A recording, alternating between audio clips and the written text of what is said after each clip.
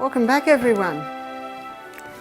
We're going to be having a look at an important subject right now, and it's often the missing link in health. I get people say to me, Barbara, but I drink all my water, I exercise every day, I'm eating a plant-based diet, I have fresh air when I sleep, I'm not taking any stimulants, but every month when I get my period I have terrible pain. So that tells me there's a problem with the hormones. So what I'm going to begin with now is I'm going to take you through some of the symptoms of a hormonal imbalance.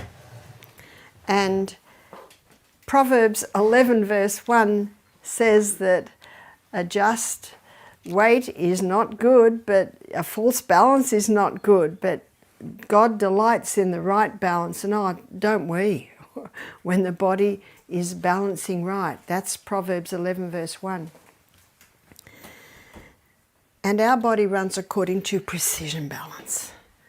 So what I'm going to do today is I'm going to have a look at what it's like when the hormones are out of balance. Then we're going to have a look at how it should run. Then we're going to have a look at what throws it out, because the curse causeless shall not come. Something has come in to throw that balance out. And then the last thing we're going to look at is how to bring the balance back, because that's what the body desires. And the body's designed to heal itself, so all we have to do is work with those processes. So here are some of the symptoms of a hormonal imbalance in a female. Very early periods. Normal is 16 to 18, but most people have never heard of that today. We're getting girls starting to menstruate at 9 or 10. See, there's something amiss there. Heavy periods, very painful periods. Premenstrual tension, stress and anxiety at that time of the month. Endometriosis, too much of the lining of the uterus is wandering. And when a woman has endometriosis, she has terrible pain the week that she has her periods, and I'll show you why that is. Fibroids in the uterus, cysts on the ovaries, polycystic ovarian syndrome, cervical cancer, uterine cancer, breast cancer, thyroid problems, depression. These are some of the symptoms of a hormonal imbalance in a female. What about a male? What are the symptoms of a hormonal imbalance in a male? It can be low sperm count. It can be inability to hold an erection. It can be prostate problems. It can be too much of the female hormone causing a man to be effeminate. Too much of the male hormone in a female can cause her to be masculine. So what I'm going to do right now is show you how the cycle should run. But let me introduce you first of all to the hormones that are responsible. Notice what our sex hormones are made from. Cholesterol. Dr. Malcolm Kendrick, in his book The Great Cholesterol Con, this is what he said: for the first time, normal levels of a normal vital body substance is being called a disease. You can see why I memorized it. Well said. If we don't have enough cholesterol, it's going to disrupt our hormones. Our hormones cannot be made properly. From cholesterol, the body makes pregnenolone. And from pregnenolone, the body makes progesterone. Progesterone is a key hormone. And from progesterone, estrogen's made. From progesterone, testosterone is made. From progesterone, adrenal hormones are made. That explains why I call it a key hormone. Progesterone is the precursor for the other hormones. Let me explain the monthly cycle. I'm going to explain it like a dance, because different players come onto the stage at different times of the month, or we'll call it of the dance. So the first hormone I want to introduce you to is progesterone, and progesterone is going to be wearing a green outfit, and progesterone's one of its roles is that of a happy hormone. And I was reading in Ellen White's that said that the home should be a very happy place. There should be laughter and lightness. Isn't that a wonderful place to raise children? But there are some homes where it's not a happy home, And it can be because especially the lady is not in a happy state. And it could be because she's lacking progesterone. And we'll look at why that would be so. The other player in the cycle, in the dance, is estrogen. And estrogen's main role in the body is that of a cell proliferator. So cell proliferator means causes massive cell growth, and it's the skinny young girl growing into a beautiful shapely woman that is what estrogen is responsible for. But if estrogen levels remain high, the beautiful shapely woman can get out of shape the other way. I liken estrogen to fire and water, good slave, bad master. And there are several proverbs that talk about the dilemma of when the slave girl becomes the mistress. Is that right? Mm-hmm. Not a good spot. It's very important, as is fire and water. But when it's out of control, it causes many problems, as you will see. So let us begin by looking at the monthly cycle. It's a 28-day cycle, or should be, and day 1 is the day that a woman begins to menstruate. And day 1, progesterone levels are low. So you could say progesterone's backstage, so to speak. Day 1 of the monthly cycle, estrogen is also low. But by day 7, it's beginning to rise up until day 14. At day 14, estrogen becomes the star player in the dance of the hormones. Let's go to the stage where the dance is played out, which is the reproductive organs of a woman's body. This is the uterus, they're the fallopian tubes, they're the ovaries, that's the cervix, this is the birth canal. So at this time of the month, with the rise in estrogen as a cell proliferator, estrogen is causing massive cell growth in the lining of the uterus, causing the blood nest to develop.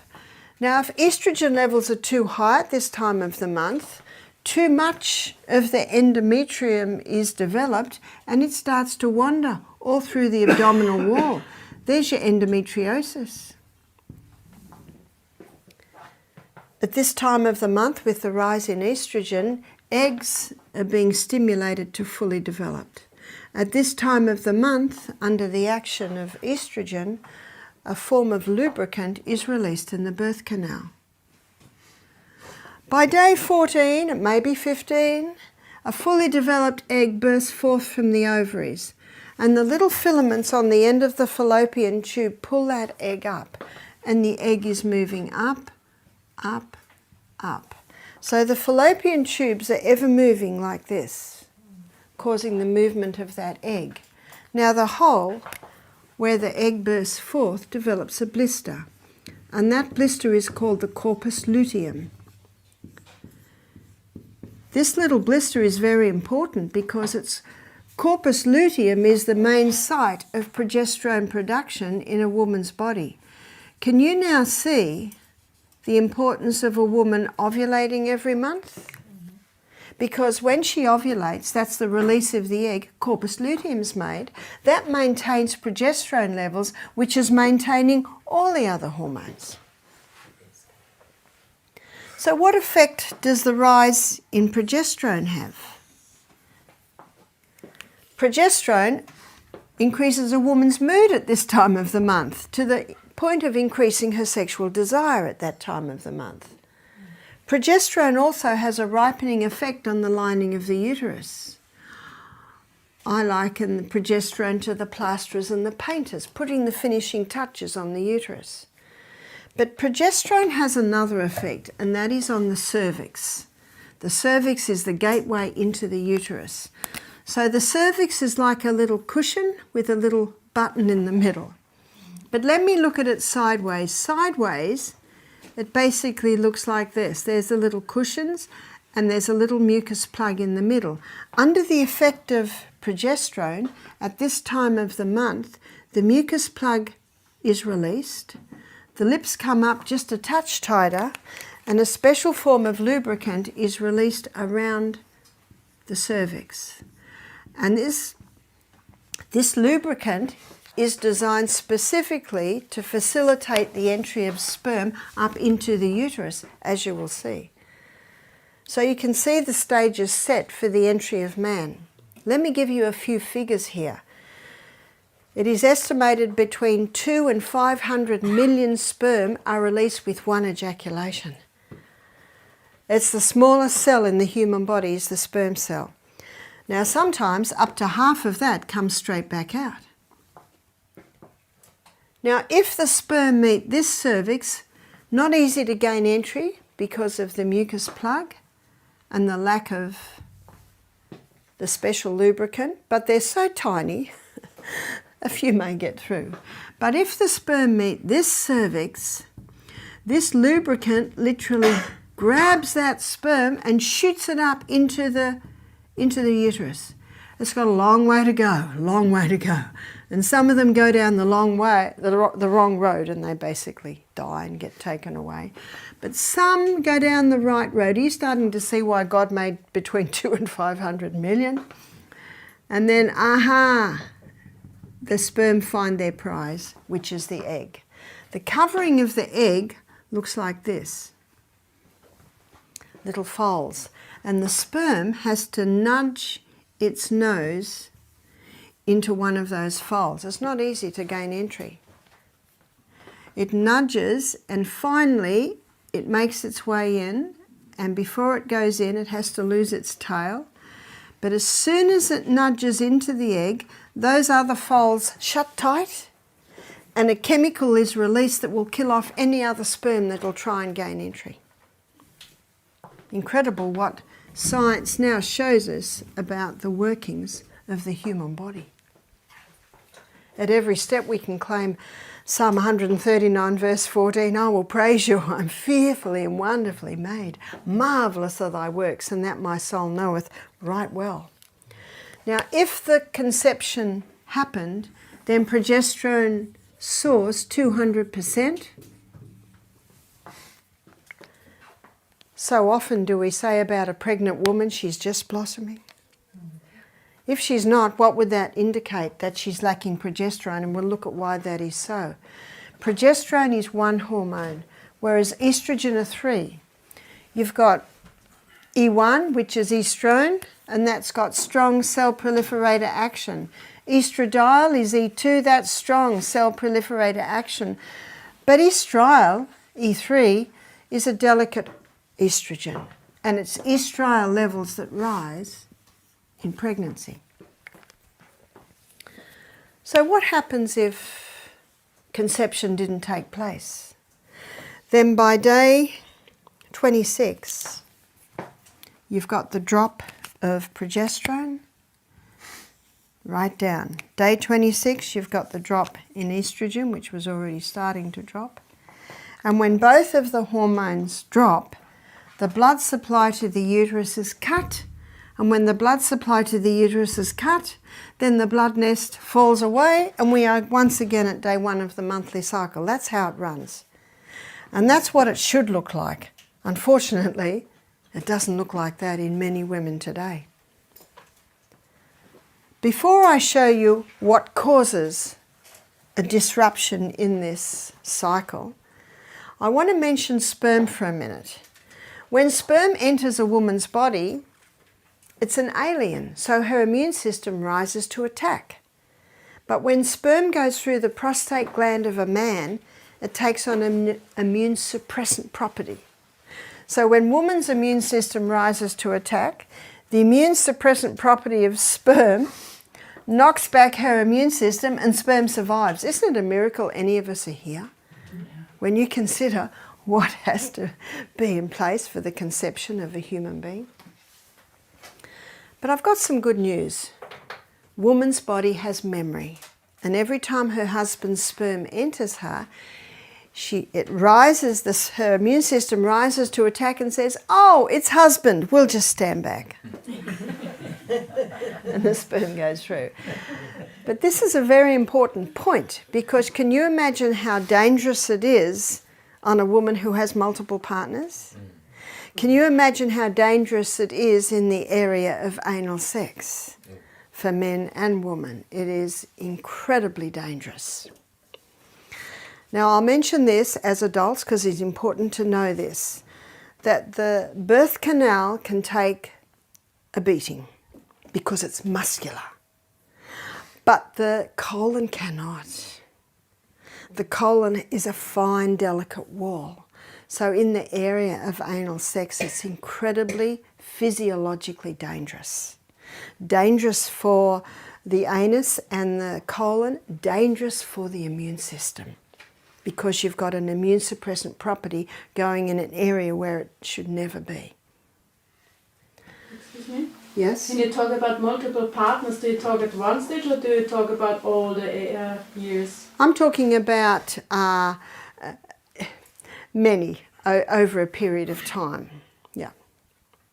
So what did God mean for us to have? One partner. That is right. And you can see that God's plan is the best plan. But in Australia today, and I know American movies, I guess everywhere, sex is almost portrayed as a sport. And, you know, a woman and a man will go out and have a drink and then end up in bed together, and the next weekend it'll be another partner. So, you know, I'm also referring to that. So what causes the disruption? Number one, 1957, the first contraceptive pill was introduced to women. But men and women are and will continue to pay a very high price for this so-called sexual freedom. It was introduced because women wanted to be able to have sex without falling pregnant. What is the pill? To understand why it is so dangerous, we need to know what it is. The pharmaceutical companies grow acres and acres of Mexican wild yam. And this wild yam contains a plant chemical called diosgenin. And in a laboratory, diosgenin can be converted to progesterone. It's called progesterone because it has an identical molecular structure that the progesterone that our body makes has. But the pharmaceutical company can't patent that. They can only patent something new. That's why they don't like sodium bicarbonate. They can't patent that. So what they do is they add a few more atoms in one area and come up with a synthetic estrogen.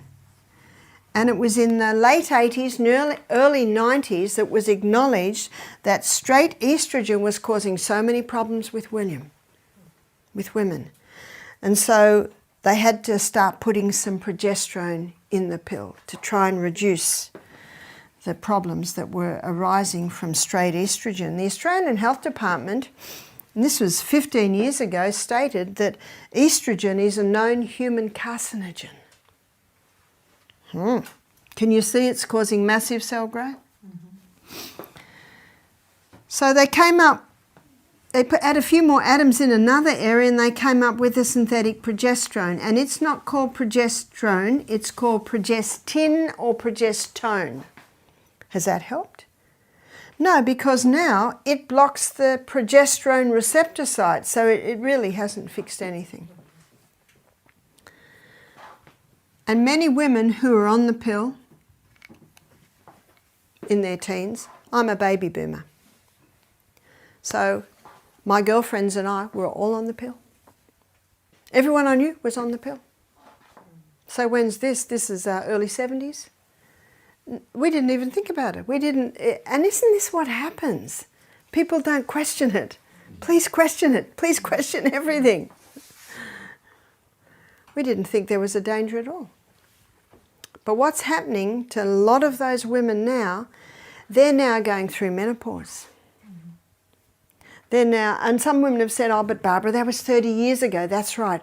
It was, the balance was thrown out 30 years ago and it's still out. How do we know? Because those women are going through menopause and they're having hot flushes. What's hot flushes? Too much estrogen. It's a capillary dilator, causes the blood to rush to the skin. The husband knows it because all the blankets get thrown off in the middle of the night and they get pulled back on again. Weight gain. Weight gain in this area particularly. Can't sleep at night. Depression. Thyroid problems. High estrogen opposes thyroid function. Progesterone boosts bone building cells, osteoporosis. Can you see all of these areas? Elaine Hollingsworth, a health writer in Australia, she's written a book called How to Eliminate the Sickness Industry. She calls it the mass murder of millions of women. The great deceivers behind this. I believe that most doctors do the best they know. I believe most doctors are honest and true to their profession, but I do not believe the pharmaceutical company is. And that's who came up with this. And so we have a woman who's having hot flushes. She's the CEO of a big company. She's giving meetings and then the flushes come. She goes to her doctor. She said, I've got to do something about this. So he puts her on hormone replacement therapy. More synthetic hormones. She is happy because the flushes have stopped. Why have the flushes stopped? Because these synthetic hormones going into the body makes the body think it must be pregnant. So instead of putting the energies to the skin, it puts the energies internally. 6 years later, she's got a lump on her breast cancer. The doctor takes her off HRT immediately. Why? Because he knows. And if you say to the doctor, why did you advise it? He says, well, she was suffering and it brought her relief. And that is true. And not every woman will get breast cancer. That's also true. But I don't know about you. But if I was given the choice of flushes or breast cancer, I'd take the flushes. Yeah. And you see, the doctors are only trained that when there's a problem, here's what you give them. Here's what you give your guess. And many women love it because the flushes stopped. But drugs never cure disease. They just change the form and location. The body and the body alone is the effective healer. So it makes the most sense to work with the body systems. But I'm very glad to Dr. John Lee. Dr. John Lee in the 80s, he's the first doctor that blew the whistle on this. His book's called What Your Doctor May Not Tell You about menopause. So what's happening on the pill? And I want to show you what's happening on the pill. So remember, number 1 hormone should be progesterone. Here's our green. Number 2, estrogen. Month after month on the pill, no eggs released. That's what the pill does. There's no egg released because the body thinks it's pregnant. So no eggs released. So no corpus luteum's made. So where's progesterone going? Month after month on the pill with the synthetic estrogen, where's estrogen going? We've got now a big problem. It's called estrogen dominance. Where's estrogen? Up here. Good slave, bad master is the master. Where's progesterone, by the way? Down here. And what does this cause? This is the cause of the fibroids in the uterus. This is the cause of the cysts on the ovaries. This is the cause of the polyps in the uterus. This is the cause of the cervical cancer. It's one of the factors. Women having multiple partners and too much sex. It can certainly weaken that cervix. And when they're breaking every law as well. Can you see you've got some factors there? High estrogen causing too much endometrium. There's your endometriosis. And every month, when the levels drop and the uterus bleeds, all of those pockets bleed. That causes excruciating pain because that blood's got nowhere to go.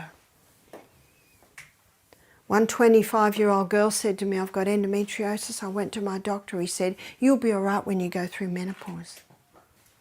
What's that, 25 more years of suffering? And what the doctor can do is he can scrape the pockets and that will bring a little bit of relief, but now we've got scar tissue there. If you don't eliminate the cause, you will never have a cure.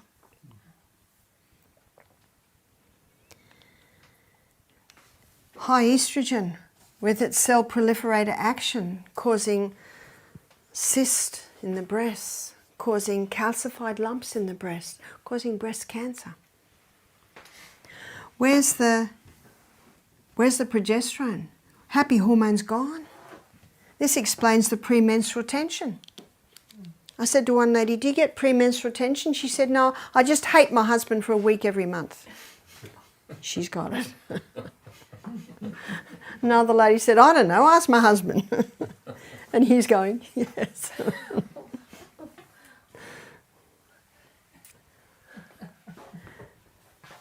Can you see the problems we've got? A false balance is not good. The whole family knows it. The whole office knows it.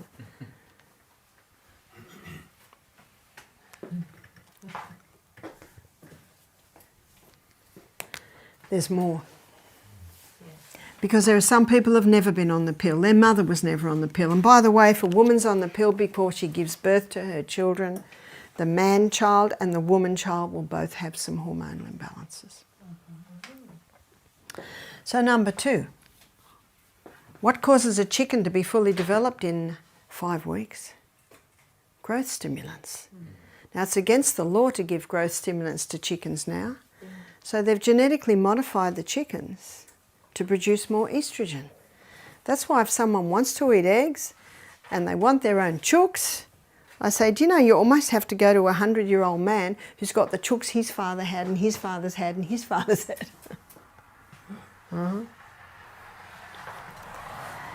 We had a cattle farmer's wife do our program. She said, you know, the pharmaceutical company knock on our door monthly pushing the growth stimulants. And they say, if you stop it at this time, it's not picked up in the blood test. But where is it? It's all through the tissues. Do you know the Bible says the whole creation groans under the curse of sin? Isn't that true? And Ellen White says the time will come when meat and dairy are not fit for consumption.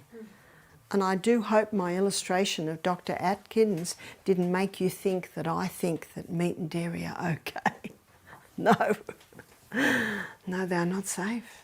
For many reasons. And I really appreciate the China study where Colin Campbell showed very clearly what this does. So if it's in the meat, it's in the product. If it's in the chicken, it's in the egg. So what I really should say there, it's in the product. In fact, one of the worst is chicken. And how many people think the white meat's safer than the red meat? No. I've got a book at home by one doctor, and she claims that nearly every cancer can be just about attributed to chicken and what they're doing to chickens today. I don't know about here, but in Australia, you can't even get within about 2 kilometres of a chook farm because of the stench. And they're all in little cages, and they don't have any green, and ooh. Yeah? So you're saying if you have your own chickens, it's the same because they are passed on the genes? Or? Do you know it can be? That's why you really have to get a healthy chooks. Healthy chooks. And if you do like to have chooks and have eggs, then you've got to get the healthy chook, and you've got to make sure they're having organic grain, and you've got to make sure they're having greens, etc., etc. So if it's in the meat, it's in the products. What about fish? Well, you've got 80% of women on the pill or HRT, and the sewage goes out to sea. The fish feed on the sewage. Some fish farmers are finding their fish aren't reproducing anymore. Or they're finding male fish with female tendencies, vice versa. But the fish isn't the end of the food chain, is it? The human eats the fish. That's why the message that we have of medical missionaries is showing people the superiority of a plant-based diet. There's more. Plastics. Now, I hope I don't stress you out, especially ladies, if a lot of your clothes that you've bought with you have polyester, nylon, acrylic. You'll be able to buy natural fibre very soon. But this is a contributing factor. Ladies, how hard is it to find a bra made out of cotton? Most bras are made out of nylon. A lady said to me a couple of days ago, my husband said, you got to go out as quickly as possible and buy some cotton bras. And just watch what your underwear's being washed in. because your skin will take in those chemicals. So plastics, the plastic fibres are acrylic, polyester and nylon. They're the three really plastic fibres. Now I have got a very pretty dress at home and it's made out of polyester and I love it. But guess what? It doesn't touch me. I've got a silk petticoat on underneath. It's touching the skin. Be careful what you're drinking out of. You need stainless steel or glass, or you can get hard plastic. And hard plastic is free of the phenols. Let me show you what I mean by that. Estrogen, in its molecular structure, has a phenyl ring. That phenyl ring is the key that unlocks the door to get it into the cell. And most plastics today have nonylphenol to soften them, or they have bisphenol A. And bisphenol A is found in a lot of plastic bottles and also lining tins. You know how tin, have you seen when you buy something in a tin it's got a plastic lining, bisphenol A? But you can get plastic bottles. You've probably seen mine, the hard plastic. It's BPA free. So you can get the hard plastics which are BPA free. You see, those plastics have the phenyl ring. So when I was a teenager, that was in about the 60s, my brother's 2 years older than me. When he was 18, he got his first car. It was a Zephyr, second-hand. And he just loved his Zephyr. But the dashboard had a big crack in it. Did you notice that dashboards used to crack? Mm. They don't crack anymore. Oh, my brother had a way out of it. He put turquoise fur and then a cow with its head going up and down. That's very 60s, isn't it? They don't crack anymore. Why? Because of the nonylphenol. That's why if you get a new car, you've got to open those doors and let the sun and the air in for about a week. You've got to air it out. Yeah? Well, we don't talk so much about canned foods, but you'd say it's just as bad as plastic bottles. No, it's not as bad. Now, let me define this. If I'm travelling and I'm thirsty, I'll buy a plastic bottle of water and I'll drink it. And then I'll discard it. But remember, it's not the odd day you do it and the odd day you don't. It's what you do every day that has an effect on your body. Now, in the little book Steps to Christ, Ellen White says that's the determining factor in character, character building, absolutely. But I take it into every day. But if you keep that plastic bottle and keep filling it, it'll discard, the phenols will discard more and more. So it's not the odd day you use a tin. Now, I don't use tins at home, very, very rarely. And tinned legumes, I don't use, but we have them at our health centre just in case the dish burns. We're going to produce a meal in 20 minutes because someone forgot to turn the flame down. Well, we've got some tinned legumes that we rinse very well and use them. So you see what I mean? It's not the odd day you do it or the odd day you don't. It's actually, she says, it's your habitual daily tendency. It's what you do every day that determines. If I'm eating out and my meal needs salt, I'll put sodium chloride on it. But that's rare. That's very rare. So remember, it's your habitual daily tendency that really determines your health. So these plastics have the nonylphenols in them. Herbicides and insecticides. Now the worst is the glyphosate, also Roundup, glyphosate. In some countries it has been banned. It is so dangerous. If you eat potatoes that are not organic, they use glyphosate to kill the tops of the potatoes. So every potato that's not organic will have traces of glyphosate in it. I know Sri Lanka has banned glyphosate because so many of their rice farmers were We're getting, it's more the endocrine cancers, so the liver cancers, and even their children were getting sick. In fact, we've always thought that the Roundup was safe. There's even been meetings where they drink it and say, see? Well, I wonder what they'd be like now. Because glyphosate works on the hormones in the plant, so it's going to work on your hormones.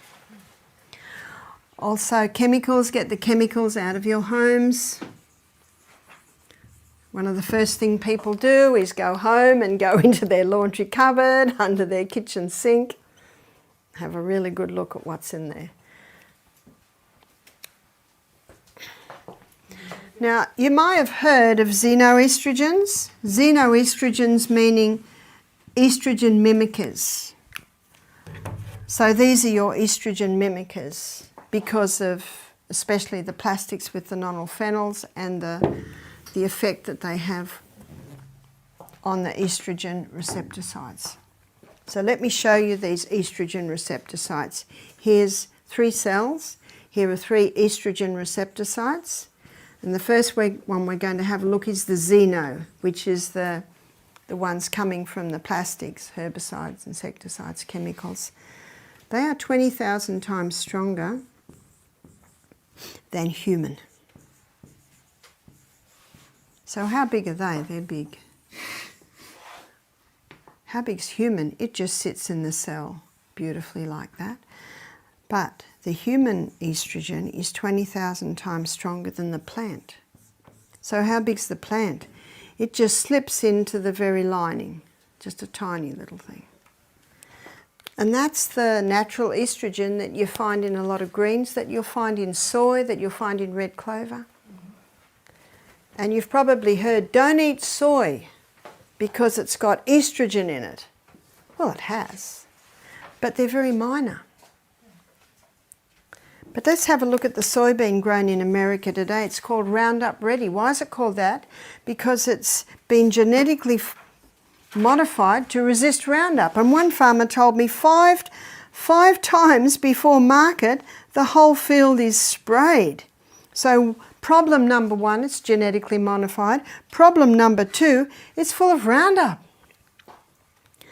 That is the soybean that will increase breast cancer, prostate cancer. A friend of mine did a thesis on soybean for her nutrition course, and people ask her, tell us about soybean. And she said, I've got a 1-sentence answer. God made it good, man mucked it up. So don't be afraid of eating soy, just make sure it's organic. Now these xenoestrogens have the strong cell proliferator action, as I just showed you, that you'll find in the estrone and the estradiol. So how can we turn this around? God is so good to give us a body with an inbuilt ability to heal itself that when you give it the right conditions, it responds. Number 1, you've got to turn the tap off. Eliminate. Eliminate the pill. Eliminate HRT. Eliminate the meat and its products. Eliminate the plastics, chemicals. So how are we going to manage our births? Sex is 2-part, contraception should be 2-part. The woman has a role and the male has a role. What's the woman's role? The woman's role is to know when she's ovulating, and her body will give her 3 signs. One sign is she takes her temperature every morning and she charts it, and she will find her temperature will do this. It'll drop and go up onto a higher plane, and that's her sign that she's begun to ovulate. And that will usually happen around day 14.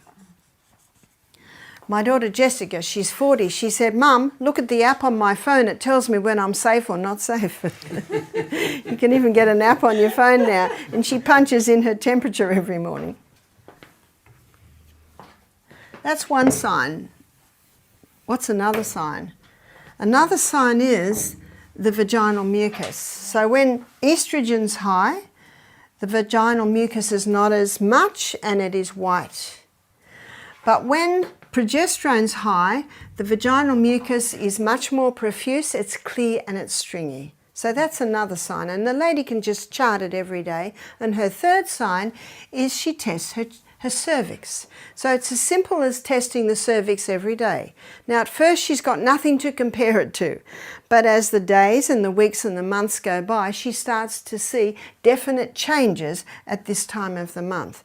So when those three signs come together, it allows the lady to define exactly when she's ovulating, and it usually happens in this week here. So what the lady does, she says to her husband, I'm safe, I'm not safe, I'm safe. So now, what's the husband's role? The husband's role is at this time of the month, he either wears a condom or he masters the art of withdrawal. And I read an article about the Italian men who prided themselves in mastering the art of withdrawal to prevent their women getting pregnant. And I thought, how nice! Because I know in Australia the woman has to have a tubes tied, or she has to have a marina put in, or she has to go on the pill. You know, that's what and here is the man takes charge.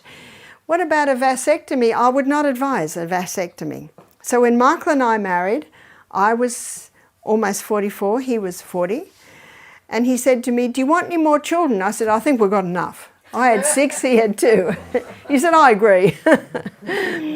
He said, should I have a vasectomy? I said, there's no need.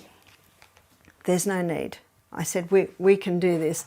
And we certainly did, because I was fertile for another 15 years before I stopped menstruating. And yes, we didn't fall pregnant. I didn't fall pregnant again. So this allows a couple to choose when they're going to have babies. My daughter Jess, they chose when they were going to have their 3 girls. It was very convenient. In fact, they were married for 2 years before little Amethyst appeared.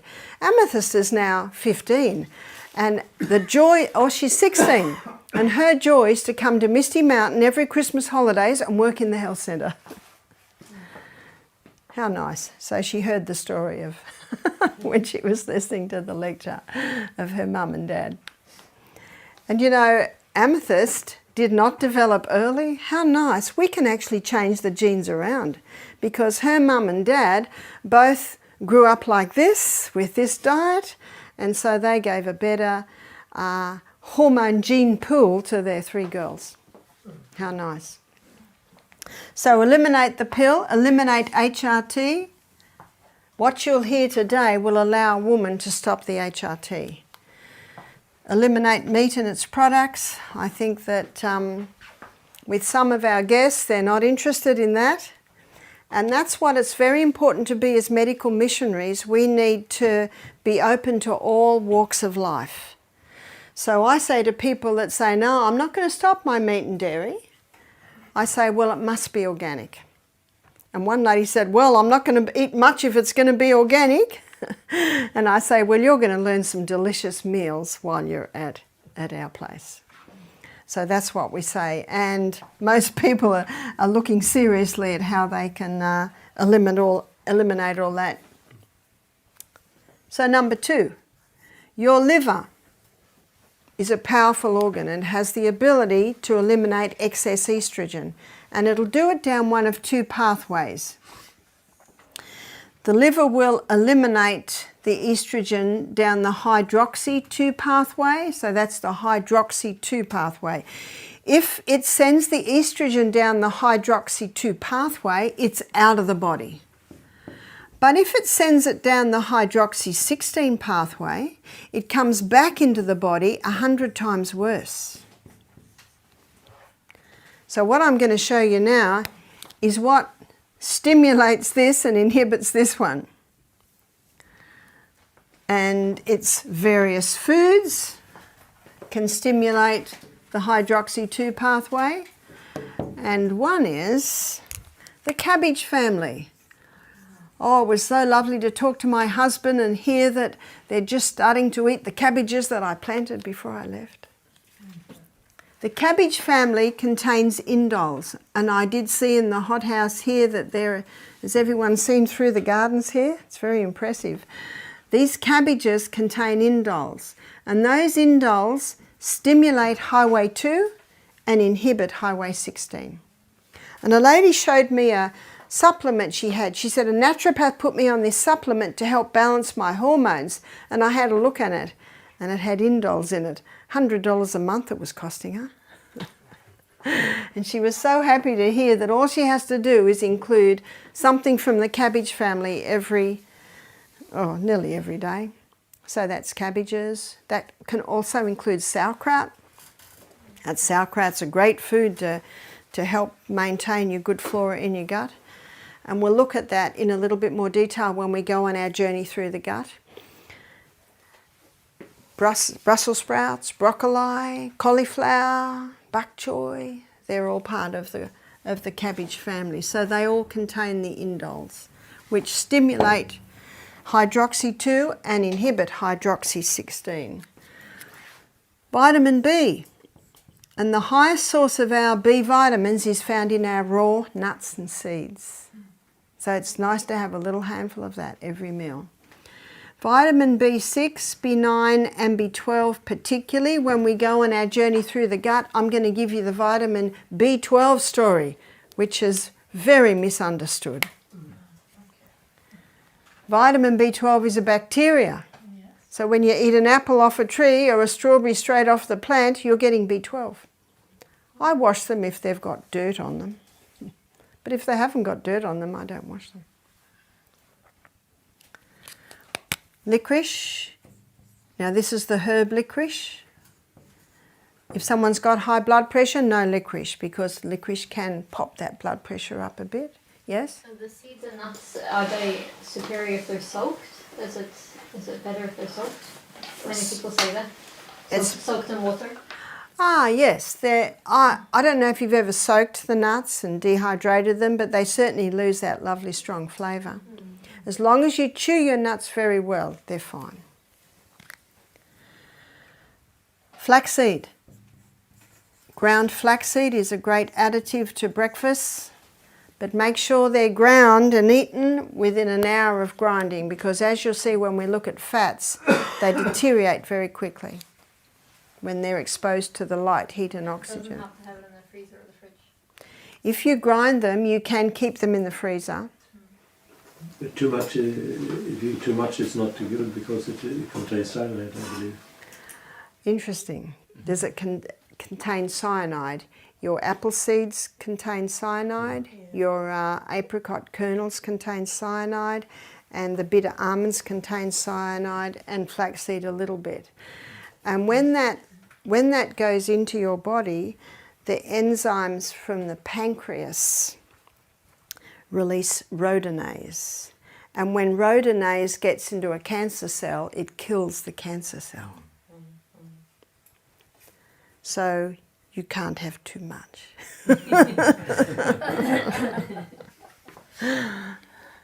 I don't know anyone who eats a cup of that a day, though, you see. Can you spell rhodonase for me, please? Rhodonase.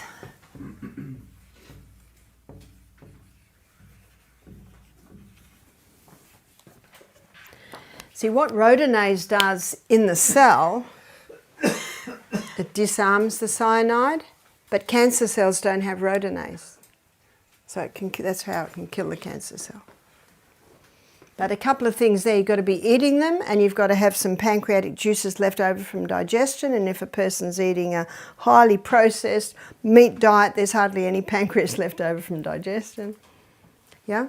So are all of these, cabbage, vitamin D, vitamin B, licorice and so on, are they stimulating the liver elimination of estrogen? That's right. Yeah. That's right. So the first point is stop what's disrupting the hormones. The second point is let's get rid of the excess estrogen. And the third one is a cream called the Anna's Wild Yam Cream. And the Anna's Wild Yam Cream is an Australian cream, and this cream contains diosgenin. The number one ingredient is the Mexican wild yam. The number two ingredient is Vitex or chaste tree. When this cream is applied to the skin, the fat cells take up the diosgenin and it stimulates this pathway that the body uses to make progesterone. And when you boost progesterone, you automatically bring estrogen under control. If the estrogen's too high, it'll bring it down. If it's too low, it'll bring it up. Same with testosterone and your adrenal hormones. You can order it online. Or if you get together and order a box, you'll get a cost.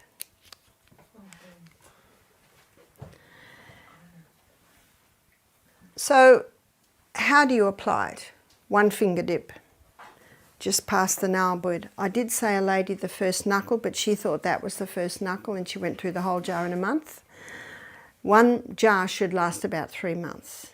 So it's one finger dip and it's applied to the inside of arms one time, chest another time, abdomen another time, inside of thighs another time. You alternate your sites of application. It's applied morning and night for 3 weeks a month.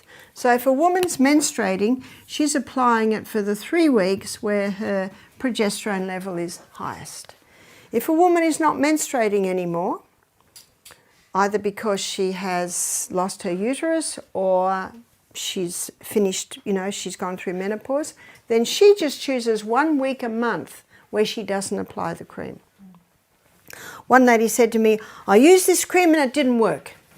I said, oh, how long did you use it for? She said, 2 months.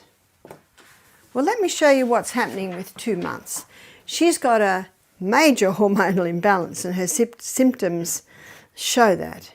After 2 months, where are the levels? About here. Where do we want them? We want them here. And so I suggest at least a year to get those hormones back into balance. When I was in the Bronx teaching a few years ago, they brought a 9-year-old girl to me that was menstruating. So I suggested the Anna's Wild Yam Cream for a year to balance her hormones.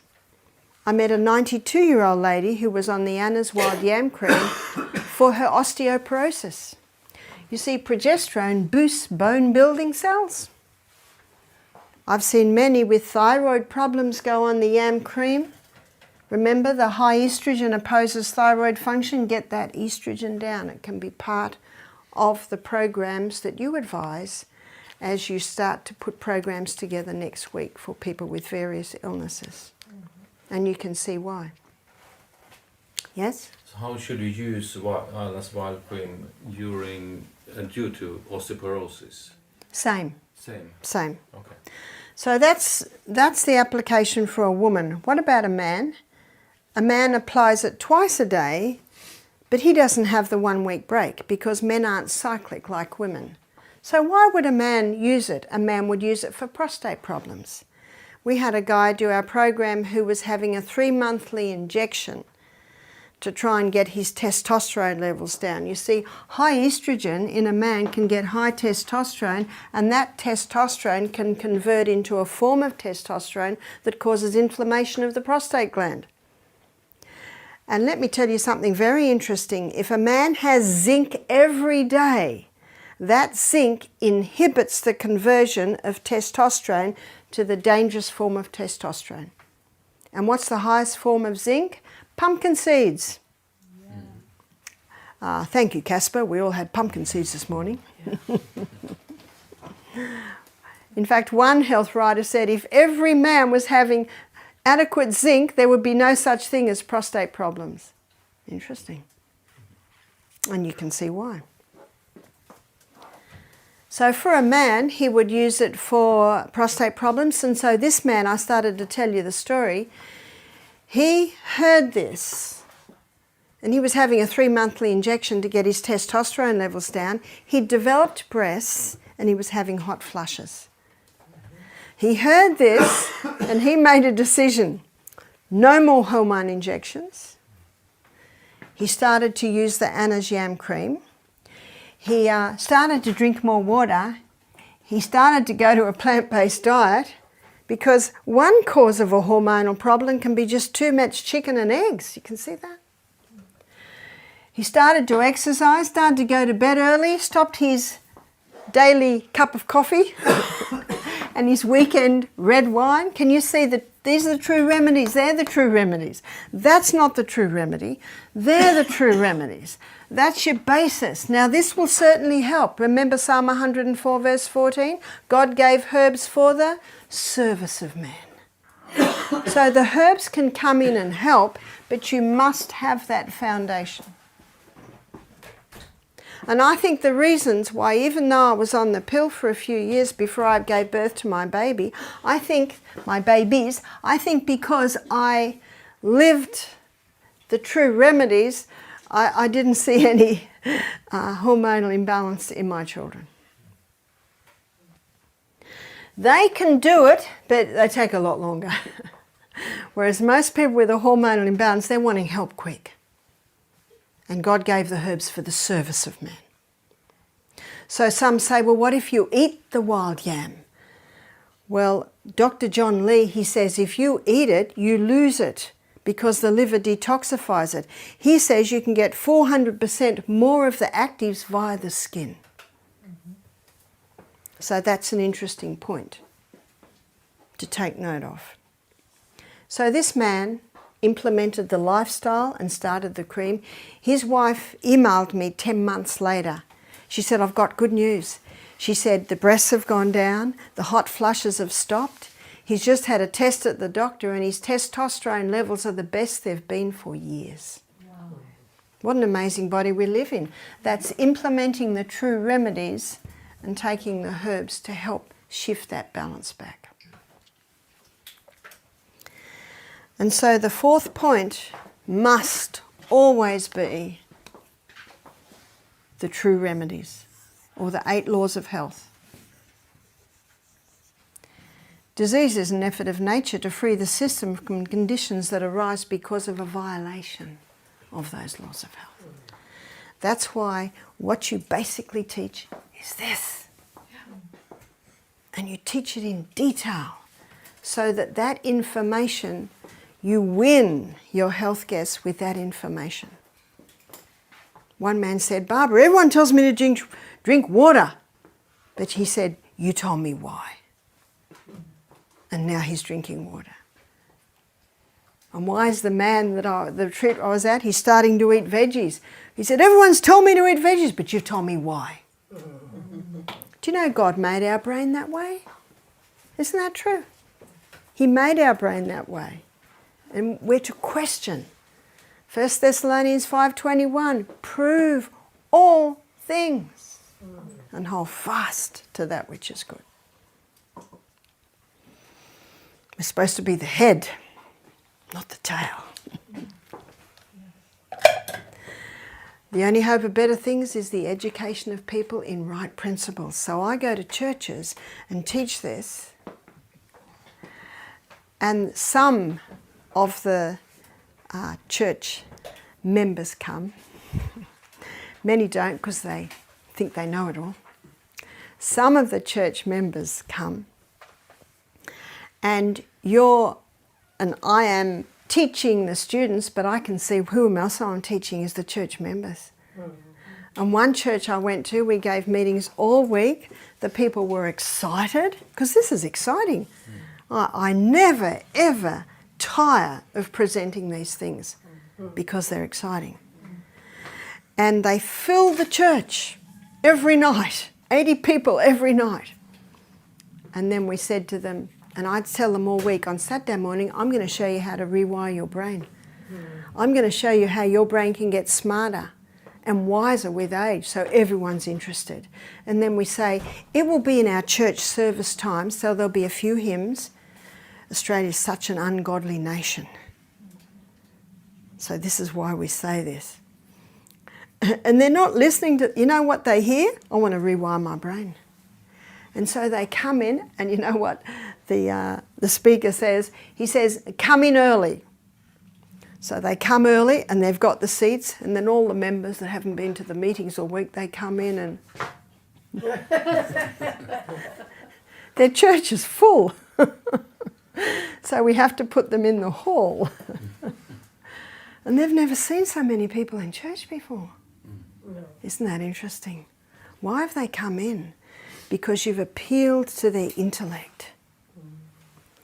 And at the end of the presentation on the mind, a lot of the members are looking at each other and saying, oh, this was interesting. And the meetings are finished. So you go back next year, you'll double your numbers because a lot of people just tasted of that information. And whose information is this? It's God's. It's God's information. So when the health retreat in Alabama and another health retreat in Denver, they're running our Misty Mountain program now. And you know why? It works. And one of the guests said, did you sell it to them? And I said, no, I just gave it to them. Not mine to sell. Freely you have received. So freely you give. So there's your foundation. So what we find is this helps a lot of ladies to lose weight. Because a lot of ladies who are having struggle losing weight, they will never be able to lose it while their estrogen is high. Can you see that? And it helps them sleep better at night. So there's a whole lot of areas that it's helping. We've seen ladies come off their antidepressants, and also some men, by taking the yam cream, boosting happy hormone, and they're able to ease off their antidepressants. That's one medication that has to be done very slowly. It has to be done very slowly. So can you see there's so many areas, yeah? Can you be on the wild yam cream for too long? Not that I know of. Can you have too much happy hormone? There's no toxic dose of progesterone, but there's definitely a toxic dose of estrogen. The only time I've seen on a long time, a lady contacted me and said, I've been on the wild yam cream for 7 years. Is that a problem? And I said, not that I know of. She said, I just feel so good on it. But we find most people 1 year, sometimes 18 months, is usually enough. Yes? You mentioned a few diseases that can be explained with this. So we have the whys here. Can you mention a few more diseases that can have this as the cause? So remember I started with lots of symptoms, premenstrual tension, fibroids in the uterus. Now with fibroids in the uterus and cysts on the ovaries and polycystic ovarian syndrome and endometriosis, absolutely square one is getting that estrogen down, because it's estrogen, and it's important that you explain this to the people. It's feeding the fibroid, it's feeding the cysts, it's feeding the endometriosis, because what is it? It's a cell proliferator. And at the same time, apply castor oil compresses to the abdomen. This afternoon we're going to do poultices where I'll explain that. Yes? If someone is not taking the pill, vegetarian, can plastics cause this? Absolutely. Yep. So with some people it's a bit of all of those. And I've met some plant-based people, never eaten meat, they've never been on the pill, and they have a major hormonal imbalance. So then you go to the plastics. Then you go to those plastic fibres. They certainly can do it. Now there's one more, and I don't usually mention this, but I'm going to mention it now because you are students. Zearalenone. Zearalenone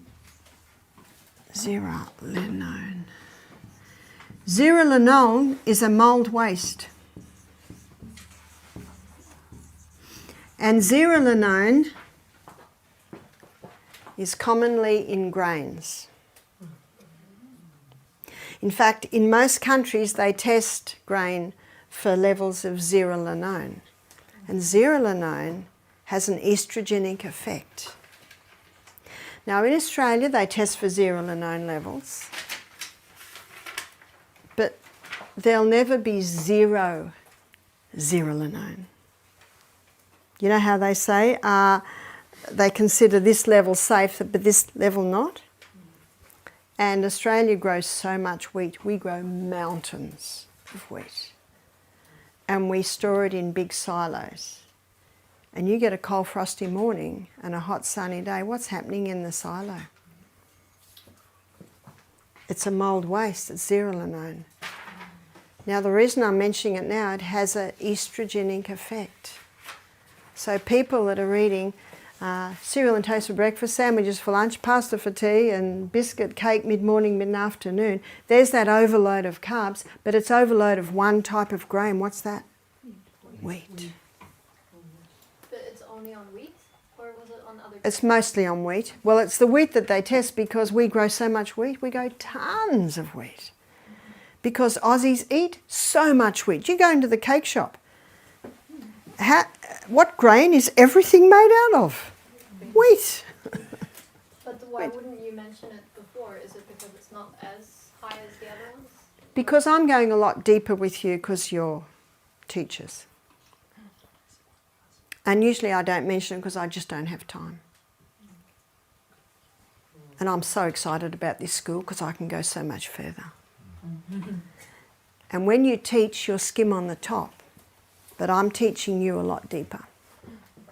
So can you see that a high carbohydrate, high wheat diet can also be contributing to it? In the 1980s, in Mexico, they were using as a growth stimulant zearalenone, which is an anabolic agent made from zearalenone. And what they found was the women were eating the meat in pregnancy, the meat that had been given zearalenone as a growth stimulant, and the women were eating it in pregnancy, and their children, little boys' testicles weren't developing properly, their penis wasn't developing properly. All the children started to have these reproductive problems at 5, 8, 5, 6, 7, and they traced it to the zearalenone, the anabolic agent that was given to the meat that was made from zearalenone, because zearalenone has an estrogenic effect.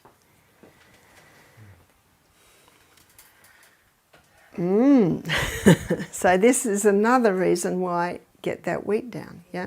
And the other food with estrogenic effect? No. No, okay. Well, the plants, but I showed you the plants, it's very low.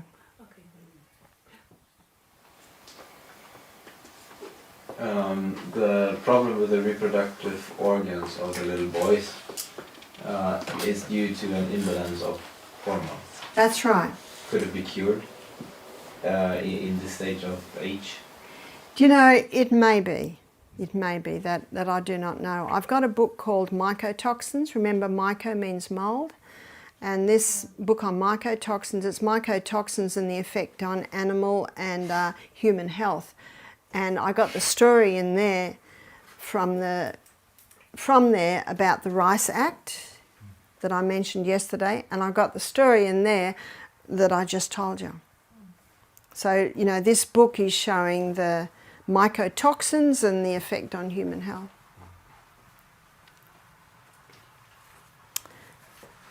Yeah? And for those who can't take this, whether they are ground flax seeds, but instead boil them a bit, is it wrong? I am one of those. Sorry, can you repeat the question? The flax seed. The flaxseed. Yeah, you said it's best when we grind them. That's right. But there are some people like me who have issues in digesting some types of food, like that becomes hard. So I normally put it in hot water to just soften. So you can't even eat it if you grind it? Because if you grind it, it's like a fine powder. It has to be total. It has to be into powder form. Yeah, yeah. So fine powder is not hard. So if you eat the whole linseed, the next day you look in the toilet and you'll see the whole linseed. Exactly. It has to be ground. And you can't access the... It has to be powder. Powder. Yeah. So, That's the grind. because there's grinding like, and grinding into... So if a girl gets her periods at a very young age, yes, the yam cream. If she has premenstrual tension, yes, the yam cream. If she has fibroids or any growths, yes, the yam cream. In fact, if a woman has ever been on the pill, she should go on the yam cream, because she may not see many symptoms, but sometimes a woman doesn't see symptoms till she goes through menopause. So, you know, what are the symptoms? How long's a piece of string? You know, it can be varied in every single person. And I have known women to go on it who are developing hair on their chin, different hair on different parts of their body. They say to me, will that stop that hair growth? I say no. Pluck them out. But you can balance the hormones that may not get to the point of stopping the hair growth. We're not in heaven yet. Remember, if you can manage it, you are doing well. I have known men to go on that who don't like the fact that they're effeminate, and so that will help. I've also had, I had a man say to me, I really like this cream, it puts lead in my pencil. So I think you know what I mean by that. It allows him to have erections, which he was unable to have. It may not bring a 50-year-old man back to what he was when he was 20, but it can certainly help. So there are so many areas where it helps. And that's why I wanted to show you what throws the hormones out and how to bring the balance back. And when you understand these hormones, then you understand why it has such an effect.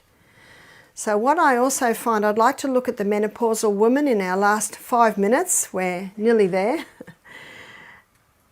Let's look at the menopausal woman. Here are some common symptoms of a woman who has a hormonal imbalance. She's having hot flushes, she has weight gain, she's not sleeping properly, she has no desire for sex. The yam cream can help all that, absolutely. But another problem that she's finding very difficult is sex is painful. The lubricant is not made anymore, and the cells that line her vagina are incredibly tender. So what can be done for that woman? There's something that's becoming popular. It's called yoni stones. And yoni stones are made out of nephrite jade. They're like a green marble, and they were developed in the Chinese dynasty to help the young concubines be sexually toned for the emperor. So why are they helping women today? Well, let me tell you why. So let me draw the stones up here. So this is the largest stone, and they look like an egg. Here is the second largest stone, that's say the middle-sized stone, and this is the smallest stone. And they have two little holes in the bottom where a bit of dental floss can be exerted for easy extraction. So what a woman does is she takes the largest stone and she inserts it until it touches her cervix. She won't even know it is there. And she wears that for 1 hour a day for the first week. 2 hours a day, week 2. 3 hours a day, week 3, 4 hours a day, week 4, 5 hours a day by the 5th week. And then she continues wearing the stone 5 hours a day for say 6 months. By then her pelvic girdle is strong. And she can go over to the middle-sized stone. And she might wear that 5 hours a day for 6 months and then go to the smaller stone. So let me draw the pelvic girdle and show you why this is so important and why it is helping women. So the pelvic girdle when stretched out. So let's stretch out the pelvic girdle, and this is the belly button and this is the coccyx. So this is the urethra, this is the vagina, this is the anus. And this pelvic girdle is a muscular system. It's just all muscle. But around these areas here, the muscles are like this. So it's all muscle. And so when a woman is holding that stone, the muscles are holding it. And the muscles are like any muscle. When you start working them out, you increase the blood supply there. And when you increase the blood supply there, that blood supply, remember the life of the flesh? When you've got the increase in blood supply, you've got to that area an increase in oxygen, an increase in nutrition, an increase in water, an increase in waste coming away. And that blood supply feeds the glands that supply the lubricant, feed the cells that line the vagina, and after 3 months, women are saying to me, "Thank you so much, Barbara. Sex is no longer painful. The cells that line my vagina are no longer ultra sensitive, and the lubricant's returned." Can you see why they're becoming popular? Now, one lady who was 70 heard about this, and she bought the yoni stones, and she said to me, "I put the largest stone in and it fell straight out." Now, what does that tell you? She has no muscle tone at all. She said, "What will I do?"